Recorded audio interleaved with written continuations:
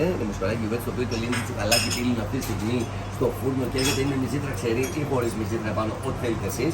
Βουτάκι κοτόπουλο ψημένο στο φούρνο με λάδι, λεμόνι, ρίγανη, λίγη μουσταρδίτσα και λίγες πιπεριές έτσι πράσινες και κόκκινες.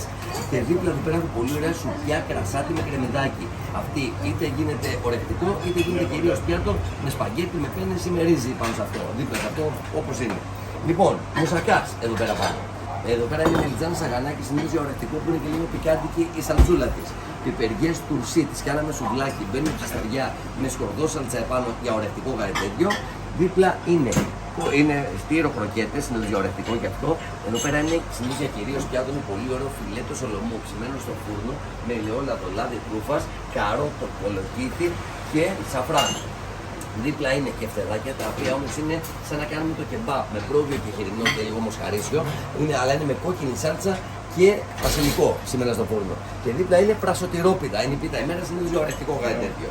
Εδώ τώρα είναι γαρίδες σαγανάκια τελείωτο. Συγγνώμη, μύτες σαγανάκια τελείωτο.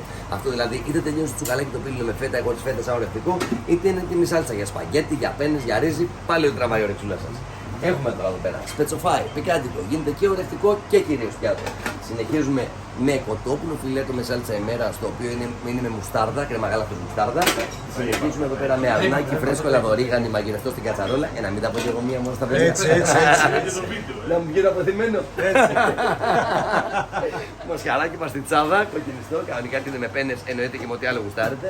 Μοσχαρίσιο σχημάς για τα μακαρόνια μας, αγριογούρνο στιφάδο, ντολμαδάκια για λατζί, συνδυορεκτικό, πίτσες οι οποίες κάνουμε ζύμη, σάλτσα τυρί και μετά ό,τι θέλετε, εάν θέλετε κάτι συμπληρώνουμε.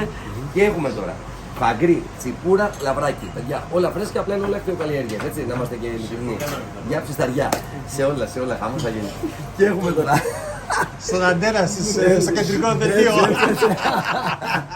Και έχουμε φιλεταρισμένη σαρδέλα, γαρίδα και τράψαλο φρέσκο, όλα αυτά μπαίνουν ψισταριά. Το ίδιο τράψαλο μπαίνει και φριτέζα, δηλαδή τηγανιτό, και όλα αυτά γίνονται και ορεκτικά και κυρίως πιάτο. Και μετά δύο πάρα πολύ ωραία θαλασσινά, ορεκτικά όμως μόνο, είναι καπνιστό χταπόδι πάνω σε μπουσκέτα ή φιλέτο τόνου καπνιστό πάνω σε μπουσκέτα εξίσου. Και κάπου εδώ τελειώνουμε. Χορτάσαμε.